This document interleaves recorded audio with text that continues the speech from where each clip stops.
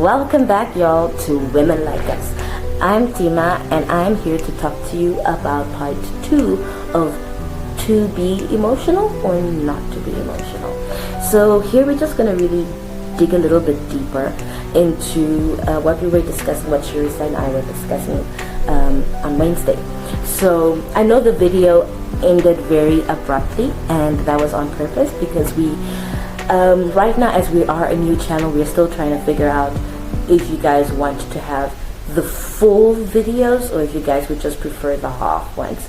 So we're just seeing like how you guys are doing. Eventually, when we do have a Patreon and stuff like that, as the channel grows, that video will be available for y'all to watch, the full one.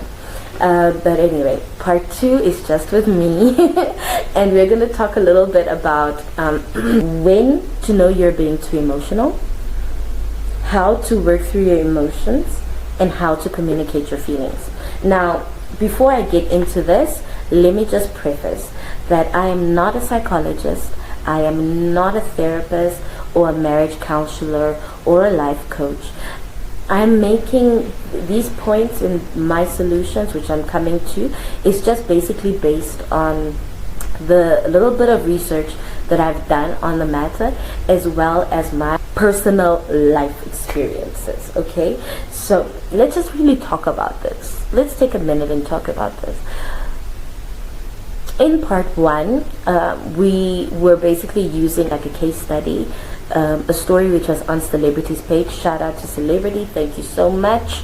You have amazing content, love it. So we used one of Celebrity's stories which were on her page on Instagram. Her links are down below, please do go and like and follow. There was this lady, she wanted to go to Beyonce concert. The fiance, the guy, is pretty much like, no girl, we gotta focus, we gotta stay focused because we want to build a house. And she was like, no, but what do you mean? I really want to do this. It's once in a lifetime opportunity. And pretty much he's like, no, stay focused. Eventually she's like, give me back my 1,000 from the house fund. We later on find out it was only 710, and the guy just broke off the engagement and said he needed a break. Now, many women will say the guy is being emotional, whereas some of us, well, me personally, I feel that the lady was being quite emotional. How can I say, for her it might be a Beyonce concert, but for other women it could be something else. It could be getting your hair done, getting your nails done, as I mentioned in part 1. So when it comes down to it, we should go back to why are we being emotional about certain things? What exactly is triggering you to get emotional? And I think the main thing here is it because all your friends are going and you want to go too? Is it because all your friends are doing this and you also want to do that? Like, you also want to get your hair done, you also want to get your nails done because of that? Or is what exactly is triggering you? I think that's the main thing. Now, I know that in today's world, the word trigger is being thrown around fast and loose. Everything and everyone is being triggered by something. I know. So let's talk about that for a minute. Just me and you. Come here, come closer. Let's talk about that. Why do we tend to get emotional? Especially, like, say for example, about the smaller things. The only time that I would say a woman tends to get emotional about small things is if the big things aren't being done. So say for example, if the big needs aren't being taken care of, that is when she would get emotional about the small things. So say for example, just throwing it out there, all my sisters, ladies which are up in here know this is true. Say for example, if the guy doesn't help around the house, like he doesn't help around the house, he goes to work, he comes back, and as soon as he comes back, he starts playing video games. Doesn't help you to cook, clean, take out the trash, no nothing. And every time he goes to the bathroom, I want you just to like follow me with just an analogy. Help me down. Walk with me down this rabbit hole, people. Okay, so imagine that's all he does. He doesn't help around the house. He's just always on video games, right? And he always expects you to take care of him, but he never does anything to serve you. So that is the big thing. Imagine the little thing being him not lifting the toilet seat up after he's done using the toilet. Now,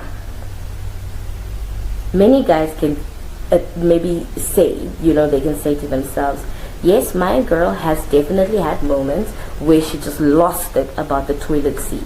And you're wondering, like, it's just the toilet, just put it down. But it's because maybe there's something bigger behind it. What was triggering that? Now, where the funny thing comes down, and this is why in the previous episode I was saying that many women end up, their emotions can lead them down a very, very, very dangerous path.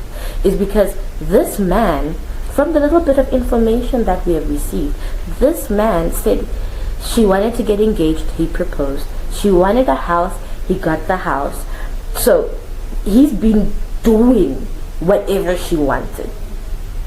Many women wish and pray for that their husband, boyfriend, life partner, or whatever could actually just do the small things that they ask. Now, I also want to preface this by saying I did not know this woman, I did not know that man, I'm not up in their relationship, like I don't know their day-to-day lives or whatever.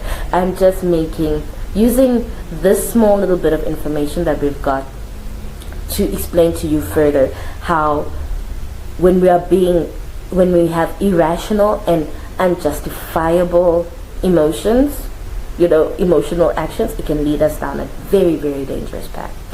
I think the main thing is, number one, figure out what is triggering you to be emotional. Is it justifiable? Is it logical? Does it make sense? And if it doesn't make sense, then we gotta go back to the drawing board.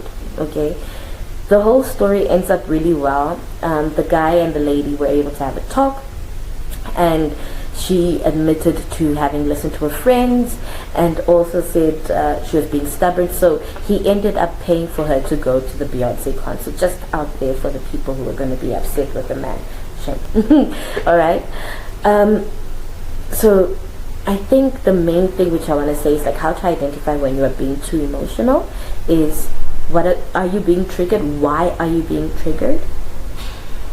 And then, is there logic behind the emotion? Like logically, can you dissect it? Can you break it down? Like what exactly is making you emotional? I think also another thing is like how to work through our emotions is healing. Are you healed from the things that happen in our past? And when we start healing, we can avoid those triggers. By healing, you know already how that other person moved, so you won't even put yourself in the same situation as you were in the past. Alright? So I want you guys just to understand that. That is one of the steps I would say that you could use to work through your emotions. Women can also be very emotional in their relationship. Is if, say for example, they've been putting up with a lot of stuff for a very long time and they've been silent about it. I personally believe that the best way to work on this is to talk through every hiccup. And I don't know why people think or have this illusion and believe that relationships are supposed to be easy. No, baby. No, homeboy. Relationships are work. You have to work at it to make it a success, and you both have to be on the same path. The moment you realize this person is not in alignment with you, I suggest you step out. Especially us women. Us women, we stay too long in relationships. We take way too much nonsense in relationships. You don't have to go through all of that. And it just goes back to what I was saying in part 1. We need to make a difference between our standards and our preferences, because when we don't make that difference, we stay in the relationship too long just because he has what our preference is and not really a standard. You know what I mean? When we stay in things for too long, whether it be a romantic relationship, whether it be a friendship or whatever, one which is not serving, one which is not adding value, where you are the only one that's giving, eventually you will get tired, because who is pouring into you? That is the main question here. And I think I want you guys to really focus on that, hone in on that idea. You know, everything else is a lie. Everything else is a lie. Okay, let me see what else. And then communicating. Remember that once you do communicate your emotions and why you are triggered and why you are being emotional, if your partner or the person you are communicating to is trying to gaslight you by telling you, nah, you are being too emotional, and he's not taking into accountability, because now you have explained to him why you are emotional.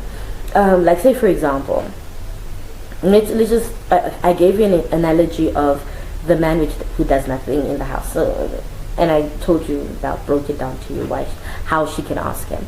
Let's use the example of the case study that we used. All right, she could have said, baby, I know you do a lot. You do a lot in this house, and I appreciate everything that you do. You keep me focused, and I love that, baby. I know we are working towards something, but what would really mean a lot to me is that all my friends are going to Beyonce, baby. They're going to this Beyonce concert. And I know we have this plan, but I was thinking, babe, if you could please help me just to buy that ticket so I can go to Beyonce. Now, do you see there's a complete difference to that versus how it ended up going? And then once he says like, no babe, stay focused, we've got to do this, then you say, okay, fine baby, I understand that. How about we do this? I know that I'm not working right now, and I know all this pressure is on you, baby, so how about we do this? I'm going to put in my part. I'm going to go get a job. But for now, could you borrow me then this, you know, the money to go to the Beyonce concert, and then once I get a job, I'll pay you back? Guys, it's all about compromise. Do you understand? So anyway, like I said, they did end up fixing everything. The engagement is back on. Thank you, y'all, for being here with us and for hearing our first episode of whether we are being too emotional, how to know when we are being too emotional, you know, and how to communicate our emotions and how to deal with them, basically. Thank you so much. Don't forget to like and subscribe if you have enjoyed this content. If you have any topics that you would like us to bring up or to talk about, please feel free to DM us. And also, we do read through any comments, any DMs that you do send. We do read through them. We are also on Instagram, TikTok, and YouTube. Yeah. Thank you, y'all.